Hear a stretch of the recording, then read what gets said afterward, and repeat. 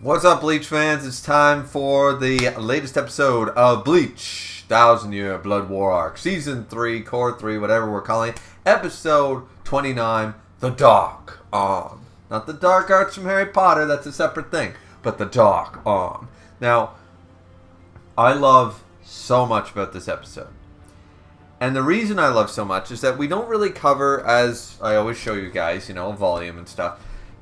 Volume 68 is semi, we get through some of it, right? But definitely not finished with Volume 68. Now you could ask yourself, why is that?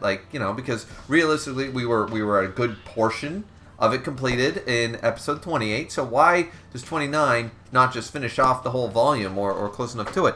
And the reason being is that the first half of the episode is pretty much all brand new. And I am 100% behind that because it helps build off and build up UKITAKE's sacrifice.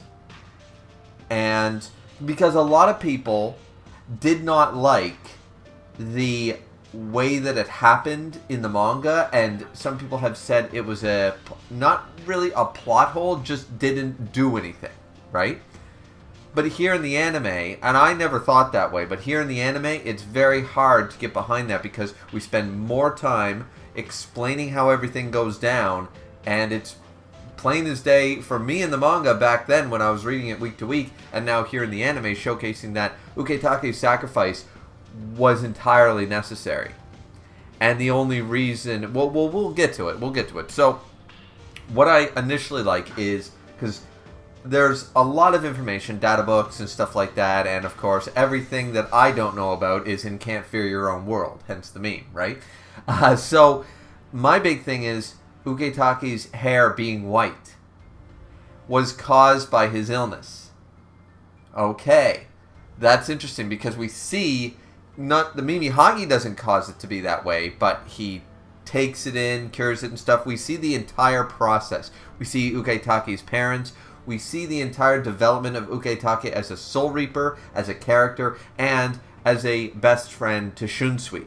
We get to expand on that. We get to see all the main moments. The death of Cayenne, him telling Central 46 off, talking with Unohana, and of course the three main captains there talking after Yamamoto's death. Just a lot, and we see them sparring. We see them how they became friends and all this stuff. And the explanation, while given in the manga, now makes a little bit more sense here in the anime because it was expanded. That when he had a lung disease, tuberculosis, whatever you want to call it, the Mimihage is, once again, is the arm of the Soul King. And it represents stillness. While the arm under, of course, Yuha represents progress, right? So this is something that I guess it's just laid out and paced so much better for easy understanding that is why UKITAKE was never cured. He was never cured. He was just, the state he was currently in got frozen in time. The Mimihage went to his lungs and paused them. He hit the big pause button. He didn't reverse anything. He didn't hit rewind. He didn't cure UKITAKE. All he did was, as the arm of the Soul King, representing stillness, he stilled everything. It can't go forward, it can't go backwards. It cannot progress. So, because UKITAKE's body managed to survive to that point, the rest of his body managed to keep on living, managed to keep on going. Of course, he constantly was coughing up blood and stuff, as we saw, because his disease, whatever it is, was at, let's just say, stage 4 out of 5, or stage, whatever you want to call it, if it was a cancer, if it was tuberculosis. I don't know the different stages of things outside of cancer, honestly. But, because I'm not a doctor, but I play one on TV. But I really do like this explanation here to showcase that he managed to compensate due to all his excessive spirit energy and stuff. UKITAKE's Ryatsu reserves were up there with, I won't say necessarily Aizen levels, but by the sounds of it, no captain in the Gotei 13 had more than he did. He was literally had to hold back to keep his body and the rest of his organs together to be as healthy as he appeared, to be as strong as he was. While not succumbing to the disease, he was constantly using his Ryatsu to also hold back the disease, in the sense of, as we saw, he was a bedridden child. He was, halfway to death. He was on death's doorstep. And so to be able to be up and walking around and talking and fighting and stuff like that, he had to push that a little further. The Mimihage didn't make any of that happen. So I just really enjoy that aspect of this quick. It's not even quick. I shouldn't say that. It was done very quickly in the manga, and now here we take our time to showcase it, alongside of the fact that he recognized that he was going to do this. We get a small scene that's not in the manga, once again, of Shunsui acknowledging UKITAKE is going to do this, before he meets up with Aizen as he enters Muken. And there is a final scene between UKITAKE and Unohana where they just both basically say goodbye to each other, knowing they're both about to die. Unohana must recognize that UKITAKE is going to sacrifice himself for the sake of the Soul Society, and UKITAKE, and probably Shunsui, both are the ones privy to the fact that Unohana is going to go and make Kenpachi Zaraki back to his full strength, and to do so, she needs to die. So it's this somber goodbye between the two captains, two very highly respected captains. So I just love this build-up, the way the Mimihage is handled, the explanation where he explains to Shunsui, and we get that little bit extra that we didn't really get in the manga, other than a throwaway line to explain this all makes sense. Now UKITAKE's disease makes sense, what did the Mimihage actually do for him, etc., without these quick throwaway lines like if you read it and you miss it, there's not an extra piece of dialogue or page, but here in the episode, we spend plenty of time showcasing all this, right? So, I really like that, and of course all the extra scenes with Shunsui and UKITAKE as they go through the years, they go through the academy, they become captains, etc.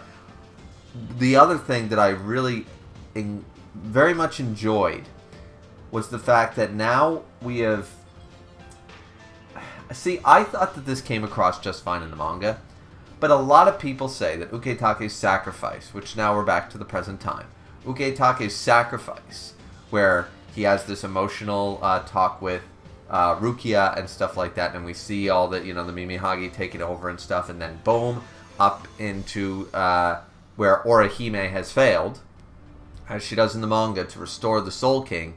Something that, similar to my theory about the still silver, being something outside of Yuha's eyes, hence his imperfect. He's not completely omnipotent, right? Is that how you say it? Omnipotent? Anyways, I'm bad with certain words.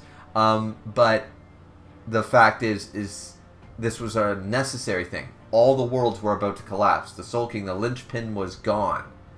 And we saw that the worlds... There was earthquakes and shatters, and Kisuke was just beside himself. The Soul King is dead? Oh, shit. Like the worlds are about to collide and collapse and go back to being one. And that means the death of all of us. UKITAKE's sacrifice, while many people said, didn't do anything because 2 pages later, Yuha takes down the Mimihage. It's handled so similarly here that I never understood this complaint, because what happens is the Mimihage obviously goes up using UKITAKE's life force and holds the Soul King together. Yuha's eyes cannot perceive the Mimihage, similar to, once again, I believe the Still Silk. And the fact is that when this is held together, it's a temporary hold. However, the way Yuha manages to defeat the Mimihage is by absorbing the Mimihage's power, is absorbing the Mimihage into himself. The fact is that this is very similar to how the other hand of the Soul King, the other arm of the Soul King, was transferred to Yuha the first time by Ichibei. It seemed to be somewhat intentional on Ichibei's part, to seal off Yuha's powers. And though the arm was eventually extracted, I'm sure during the Pernida fight we are going to witness this. We're going to see how this came about and how, the seal ended up being a flunky. In the, even though a very high-ranking elite flunky, but a flunky nonetheless. And I'm just really going to enjoy seeing how that transpired, because in a similar vein, it took him a very long time, maybe the full 900 years to do this, 90 years to do that, 9 years to do that. Maybe that was literally all the time it took to get rid of, the seal. In the same breath, it could be, since he assimilated, and Hashwolf brings this up both in the anime and I believe in the manga, in volume 68, brings up that Yuha is absorbing the Mimihage, completely absorbed its powers, and now is trying to stabilize these powers. This is foreign to him. This isn't like a one and done, boop, yeah, I got your powers, and now I can just keep on walking. It's like, no, I need to take some time to, control these new abilities. This isn't something that I just walk away from, no big deal. By doing so, it has completely stopped the transition between the Soul King's destruction, meaning that everything's going to hell in a handbasket, right? Because the Mimihage was stopping it, the stillness, right? Once again, using the power that helped UKITAKE, it was stilling it. And I think, this is never really proven this part, but I think that Yuha is, of course, because all the the other little those soul things come out of him and stuff like that, the will of the Soul King, the Mimihage and stuff, going to attack the Soul Reapers down in the Soul Society below and such, is that he hasn't fully assimilated the Mimihage, and thus, because he hasn't done that, the stillness, the stopping of the Soul King's death is still transpiring until Yuha has completely assimilated and then can do that again. I'm sort of assuming that the remnants of the initial stillness, by grabbing the two pieces of the Soul King and holding them together, Yuha hasn't been able, while he's assimilating, sort of like a loading bar, right? Yeah, we can't continue the process until the bar is finished loading. So the bar was paused, and now until Yuha can hit OK again to resume loading, it's not going to happen. And he can't do that until he's fully taken over the Mimihage into his own body. So that was always my impression. I think other Bleach YouTubers and stuff also brought this up back in the day when it was in the manga and stuff. It's like that's sort of what we gathered from that, is that's what was happening, is due to the fact that Yuha didn't just walk away clean from absorbing the Mimihage. There is still there's like a time lag. There's a loading time. There's a wait time, a cool down period, if you will, before Yuha can actually attempt to do this again. So yeah, and the pausing the Soul King is technically in a state similar to how we found him, neither living nor dead. The Soul King is been stilled by just one action. So UKITAKE's sacrifice is not just a placeholder for the sake of a placeholder and then immediately gets erased. No, it actually did prevent the three worlds collide, which was happening in the moment, and then that process stopped altogether for the rest of the arc to continue to take place. Otherwise, everyone gets erased, right? So that's at least 99% of that is just told to us and proven here in the episode and in the manga, though expanded upon slightly better here in the anime. The last little bit is just my assumption, is my theory, is that, there's multiple ways you can look at it, but in some way, shape, or form, because Yuha did not destroy the Mimihage, but absorbed him and took his powers and absorbed him completely, something about that hit the pause button, or he can't just immediately hit resume on what the Mimihage's last action was. Not right away, at least. So it is what it is. Then, of course, the last part of the episode is the meeting between Aizen and Shunsui. Handled extremely well. Exactly pretty much the same as the manga did it. And it's revealed that Shunsui, like this part, I feel like I should have gotten this the first time, but in the end, I sort of forgot that he unlocks the 2 keys. After unlocking the first key, he unlocks the other 2 keys, binding his eye and his ankles, while already seeing that Aizen has freed the restraint of that eye and his ankles, because he can walk up to him, he can see him, and he can talk to him. So the fact is that Shunsui is sort of the whole, I'm not going to make you see me sweat, it's no big deal, and I'm going to unlock the seals that you already did, without mentioning, like, how, why, what, to Aizen. And Aizen, once again, Aizen has a certain level of respect for Shunsui, because he's like, you're still such an amusing man, and stuff like that. Like, Aizen likes to play chess games, as we know. Kisuke is a worthy opponent. I find Shunsui to be very... He's a little bit... Aizen can't completely figure him out. He tries to trip him up, and Shunsui's just not playing his game, and Aizen has a certain level of begrudging respect for that, because Shunsui does it like, oh yeah, well I best unlock those too. So how does your eye feel and stuff? And just completely ignoring the fact that that key did nothing. What else has Aizen done in the past times and stuff like that? And I guess I didn't appreciate that for what it was when it happened in the manga, but here it's just blatantly, and it's page for page, panel for panel, so I don't know why I never fully grasped the idea of Shunsui trying to play it cool the whole time while internally being like, okay. You know what I mean? Like, for some reason I just thought, oh, I never connected those dots, that he used the 2 keys of something that Aizen had already done. Shunsui's wondering how the hell he did it, but he's just like, okay, well, I'm down here. I was going to use 2 keys anyways. Might as well use the other 2 keys, but I'm not giving him any extra, restraint and stuff. And now it's sort of like, hey, let's make a deal to save the Soul Society.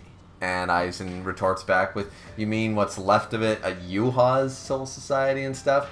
But once again, we know exactly how that's going to go, because Chair-sama is about to appear. Chair-sama is about to be here for the rest of us. So, anyways, it's a very good episode. Really, really well done. Unfortunately, I watched it extremely late. I was extremely busy, so this episode review is obviously extremely late. I believe episode 30 is already out as of the time of this recording. So I'm just going to see if it's out, and if it is, I'm going to straight away watch that and try to review that right away while I have the time, because I don't want to fall too far behind on these reviews. So, but yeah, love this episode. There was a lot to discuss, and I hope I covered all the things I wanted to talk about. A lot of the time when I did this before, I kept a big note sheet, and obviously I didn't feel the need to do that for the first couple episodes. Realistically, this 3rd episode I probably should have done that for, because I probably missed something like, dang, I forgot to talk about that, right? But anyways, a lot to discuss, a lot of cool stuff, half the episode being brand new scenes, and really cool. Just really cool that they took the time to do this for UKITAKE, where it is his last. I even saw that tweet by the Japanese voice actor where he says, I just wanted to say Bankai one time. And I'm like, we did too! We wanted to hear you say it too! So, yeah, that's kind of a sad state of affairs. But hey, you never know. The Hell Arc is a-coming. The Hell Arc is a-coming. So maybe just fingers, crossed and stuff, alright? So that's it for me, everyone. I hope you guys enjoyed. Don't forget to like, comment, and subscribe. And we'll see all you guys next time for, well, episode 30, which, as I said, if it's out already, I'm about to watch it, so I'm excited for that. So, anyways, have a good one, everyone. Like, comment, subscribe. Sayonara.